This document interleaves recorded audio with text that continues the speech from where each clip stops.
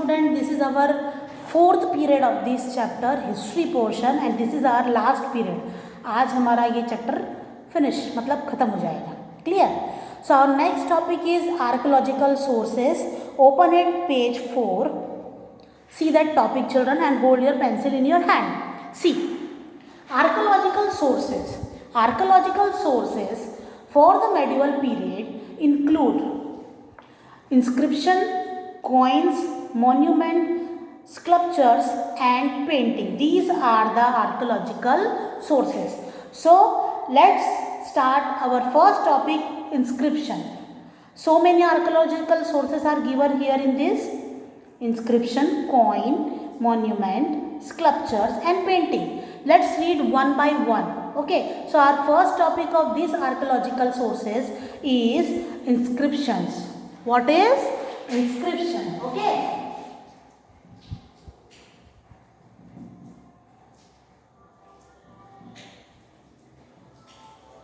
Inscription means what? Inscription in simple language बोला जाए कि उस जमाने में जो भी लिखा जाता था रॉक, पिलर या किसी मॉन्यूमेंट्स के दीवारों पर, है ना, तो उसको कहा जाता था इंस्क्रिप्शन. ओके, जैसे हम लोहे की शीट पर लिख रहे हैं या कोई दीवारों पर लिख रहे हैं या कोई पिलर पर कुछ लिख कर रख रहे हैं इवेंट्स के बारे में, तो उसको कहा जाता था inscription. Clear children?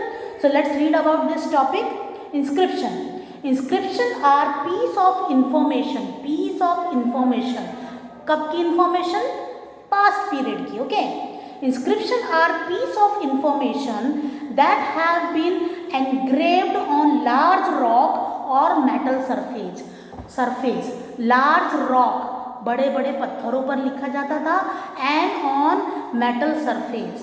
Okay, metal मतलब as you all know metal क्या होता है कि कुछ डोर्स, विंडो भी मेटल्स के होते हैं ना. यस, खिड़कियाँ मेटल की दीवारों पर लिखा जाता था, मेटल की दीवारों पर. Clear?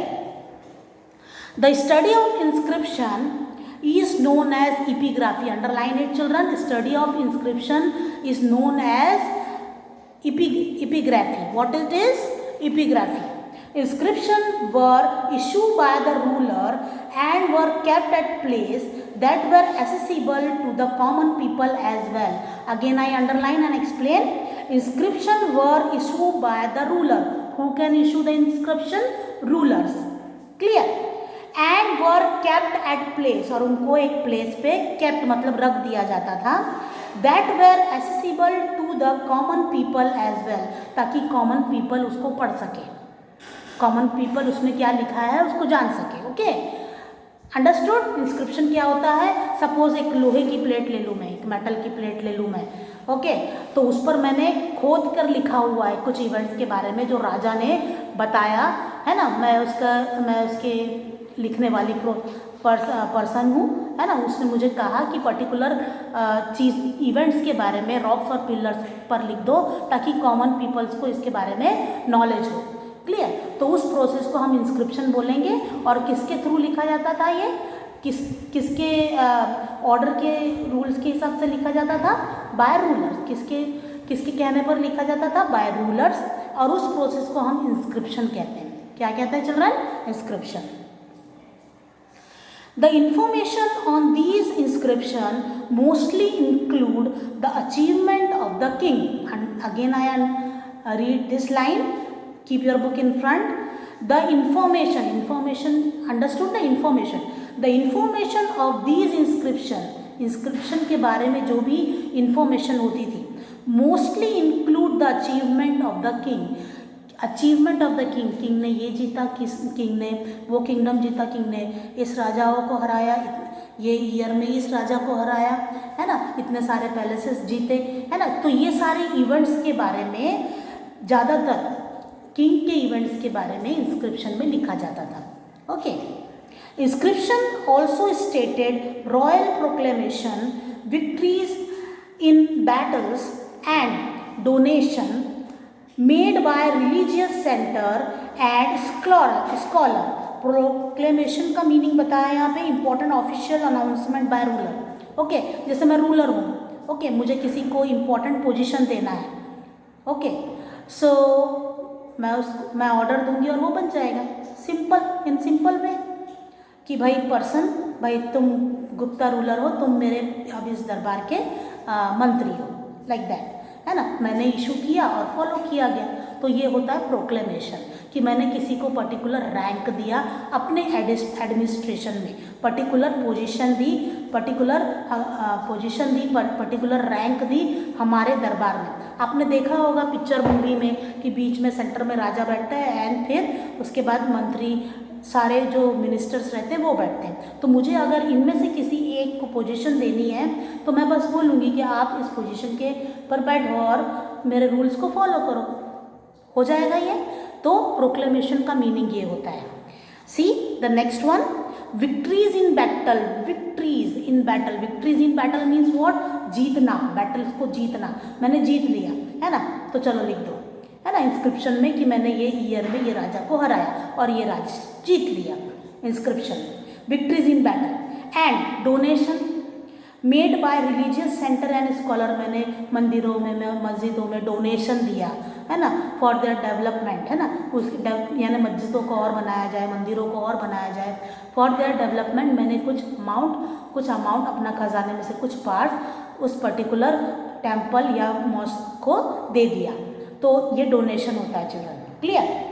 Made to religious center और scholars, the Chola inscription, and very important line it is, the Chola inscription are a major epigraphical source for the medieval period. There are also writings on many historical monuments such as Red Fort, Lal Qila देखा होगा, उसमें भी कुछ inscription लिखा हुआ है। Yes, Taj Mahal में भी कुछ ना कुछ लिखा हुआ है, दीवारों पर अरेबिक लैंग्वेजेस में लिखा हुआ है। And other historical building that were constructed by the Rajput ruler. अब मैंने सबसे पहले क्या बताया था, चोला इंस्क्रिप्शन के बारे में बताया था। Are a more epigraphical source of the medieval period, Chola inscription में ज़्यादातर मटेरियल हमें मेडिवल पीरियड के मिलेंगे, ये बोला गया है इसमें। और जो भी मॉन्यूमेंट्स है ना, और जो भी red Fort, Taj Mahal and other historical building के दीवारों पर भी आपको इंस्क्रिप्शन देखने मिलेंगे। क्लियर चिल्ड्रन, इंस्क्रिप्शन का मतलब क्या होता है, कोई मेटल की प्लेट में, कोई आयरन की प्लेट पर लिखना, है ना, जो खराब ना हो। मान लो मैंने किसी लीफ पर लिख दिया जिसको कहा जाता है मैन्युस्क्रिप्ट, वो तो कुछ दिनों के बाद इंसेक्ट खा लेगा या वो खराब हो जाएगी, है ना। लेकिन इंस्क्रिप्शन क्या होता है, रॉक, पिलर या मेटल प्लेट पर लिखा जाता है, तो उससे सालों सालों तक लोग उसको पढ़ सकते हैं, है ना। तो ये क्या होता है कि रूलर अपनी पॉपुलैरिटी को शो करने के लिए इंस्क्रिप्शन यानी रॉक और पिलर पर लिखाया करता था, ताकि कॉमन पीपल उसको रीड आउट करे और फिर वो नॉलेज में लाए कि कैसे ये राजा ने पर्टिकुलर चीज़ें जीती थी, ये किंगडम को जीता था, इस राजा को हराया था। क्लियर हुआ चिल्ड्रन ये चीज़, इंस्क्रिप्शन आपके दिमाग में क्लियर हुआ। और इसकी स्टडी को क्या कहा जाता है, एपिग्राफी। क्या कहा जाता है children, epigraphy. Okay, next our topic is monuments. Next our topic is monuments.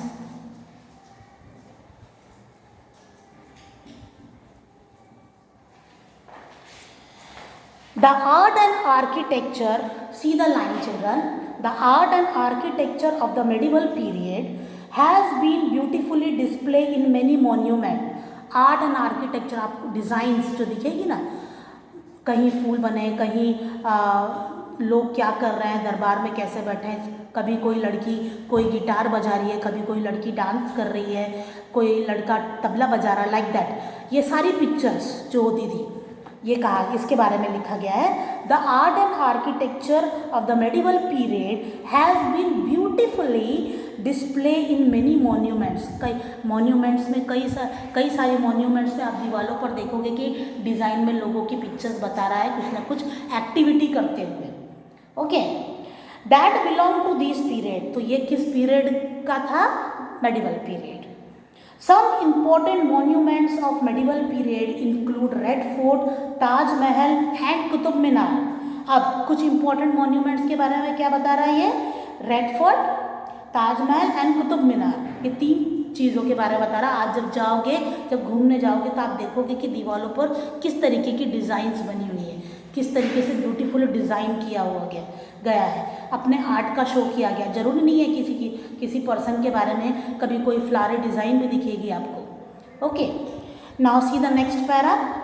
The temple of the South India. South India मतलब South, you all know North upper side है, South जहाँ Southern people Tamil, Kannada, Kerala, all the peoples are living at that area है ना. नीचे का भाग जो हमारे इंडिया का होता है southern part. Okay, the temple of south India represent different style of architecture from the monument building by the ruler of Delhi Sultanate and Mughal empire. किसके द्वारा बनाई गई है इन साउथ में? मॉन्यूमेंट्स, बड़ी बड़ी टेम्पल्स, बड़े बड़े टेम्पल्स होते हैं, है ना, जिसको बनने में कई साल लग जाते हैं और काफ़ी मुश्किलों से बनता है.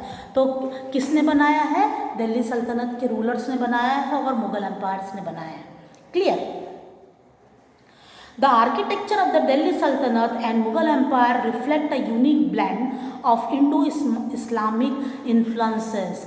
Indo Islamic influences meaning what? In Arabic language में कुछ लिखा हुआ होता है.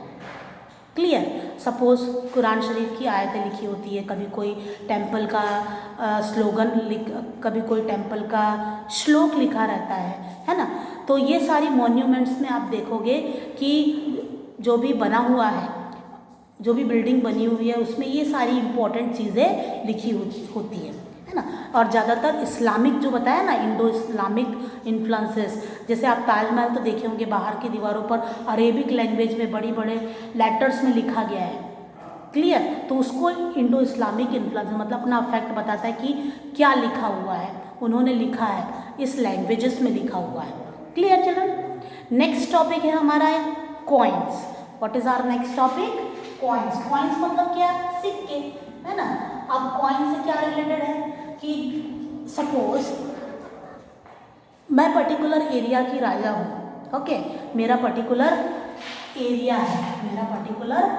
है, तो वहाँ उस एरिया में मेरे ही कॉइन्स चलेंगे जो मैंने इन्वेंट किए, जो मैंने बनवाए हैं. ओके, उस पर मेरा नाम होगा और ईयर होगा और कुछ सिंबल होगा. क्लियर? दूसरे राजाओं का दूसरा होगा, है ना. राजपूत राजा का अलग, मुगल्स राजा का अलग, अलग अलग राजाओं के समय के अलग अलग कॉइन्स के बारे में हम बात कर रहे हैं. क्लियर? तो कॉइन्स के थ्रू भी पता चलता है कि ये कौन से ईयर का कॉइन है ना. सपोज कॉइन है, एग्जांपल दे दूँ, ये सपोज ये कॉइन है, यहाँ पर लिखा हुआ है 1674. ओके, तो मैं पता लगा लूँगी कि कब का कॉइन है ना. फिर सिंबल होगा, कुछ फ्लावर होगा, या तलवार का सिंबल होगा, जो भी होगा. फिर उसके बाद फिर नीचे क्या लिखा होगा? राजा का नाम. सपोज पृथ्वीराज चौहान, तो यहाँ पे पृथ्वीराज का नाम लिखा होगा. क्लियर? तो इससे पता चल जाएगा कि पृथ्वीराज चौहान का रूलिंग का समय कौन सा था? 1674 था, है ना. और सिंबल ये यूज़ किया करते थे. सिंपल यही चीज़ें दी हुई है यहाँ पर. Again I read out this. मैं फिर भी इस पैरा को रीड करती हूँ. Listen. Coins. Study of coin is called numismatics. Underline it children. Study of coin को क्या कहा जाता था? Numismatic. Coins are very valuable sources to reconstruct history. Coins बहुत हेल्पफुल थे. कॉइन्स मिला, पता चल गया कि ये साल में ये राजा का राज चलता था. ये रिलेटेड है क्या हिस्टोरिकल रिकॉर्ड से, क्या सही है, ये सारी चीज़ों को रिलेटेड करके एक रिकॉर्ड तैयार किया गया जो मेडिवल पीरियड का था. Okay, the study of coin is called numismatic. Coins are valuable sources to reconstruct history as they provide information about the economic condition during the particular phase. ये economic condition बताता है ना, कि कैसी economic condition थी उस समय, किस का राज चलता था, है ना. कैसी इकोनॉमिक कंडीशन. इकोनॉमिक्स मतलब मार्केट से रिलेटेड है ना. जहाँ ज़्यादा कॉइन्स मिले तो समझ जाओ कि वो क्या होता था, वहाँ वो एरिया रिच होता था. क्लियर? इकोनॉमिक कंडीशन कैसी होती थी. Okay, the engraving on the coin provide us with information about the ruler of event that had culture and religious relevance. Event that were considered important though that coins were issued to mark the occasion. Occasion पर issue किया जाता था coins को. Particular okay, जैसे मुझे राजा गद्दी पर बिठाया गया तो मैं अपने कॉइन्स अलग बनवाऊंगी और मेरे राज्य में मेरे ही कॉइन्स चलेंगे. Clear? Okay, the change in coin that was witnessed during Muhammad bin Tughlaq's reign reflect the condition of economic during his rule. Change हुआ, सपोज अब दूसरा कॉइन मुझे मिला, सपोज अब मुझे 1674 का एक कॉइन मिला, फिर मुझे दूसरा कॉइन मिला 1676 के बारे में, और कुछ और सिंबल दिखा और किसी और राजा का यहाँ नाम दिखा, तो मैं क्या कंक्लूजन करूँगी कि 1674 में चला, 1676 में दूसरे राजा आ गए, उन्होंने पृथ्वीराज को हरा दिया और फिर उनका राज चला, यही कंक्लूजन निकालूंगी। तो इस तरीके से पता लगाया जाता था और रिकॉर्ड बनाया जाता था। The coins of one ruler found in a distant land also suggested the trade contact one kingdom might have had with another or extent of a kingdom, है ना। ट्रेड मतलब क्या होता है, मेरे सिक्के गए दूसरे राज्य में चले, मेरे सिक्के अगर मान लो 300 किलोमीटर दूर मिले हैं तो समझ में आता था कि वहाँ पर भी मेरा राज है ना, मेरा किंगडम इतना फैला हुआ है, क्लियर। नहीं चले तो दूसरे का राज चला हुआ है, लाइक दैट। ऐसे कंक्लूजन निकाल करके कॉइन हेल्पफुल रहे हमारे लिए कि किस तरीके से पहले मेडिवल पीरियड में किस राजा का किस एरिया तक के राज चलता था। Clear children? Now turn the page, open at page 6।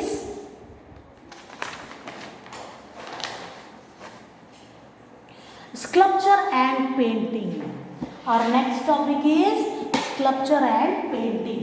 तो इसके बाद कौन सा टॉपिक आता? Last topic is of this chapter is sculpture and painting. Let's see.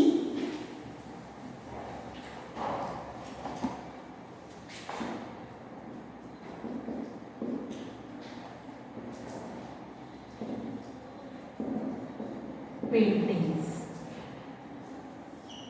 Now, very easy topic it is. Let's read this para. The medieval period has a large variety of sculpture and painting. अब कई सारे sculpture और painting मिलते थे, है ना, कई सारी वैरायटी ऑफ पेंटिंग और कई सारी मूर्तियाँ मिलती थी। Mostly include figure of rulers and different deities that were worship during this period. Deities मतलब भगवान की मूर्तियाँ, और रूलर्स की मूर्तियाँ मतलब राजाओं की मूर्तियाँ मिलती थी during this medieval period. These sculpture were carved out of wood, stone and metal. किससे बनाई जाती थी? वुड लकड़ियों से, स्टोन पत्थरों से, and metal. Okay. The bronze statue of Nataraja, Nataraja की स्टैचू तो हर किसी को पता है, डांसिंग जो पोजीशन में होती है Nataraja, is an important piece of architecture from the Chola period. ये कहाँ की स्कल्पचर था, कहाँ की मूर्ति थी? ये चोला पीरियड के समय की थी, बहुत ही फेमस आर्किटेक्चर था ये। Underline it.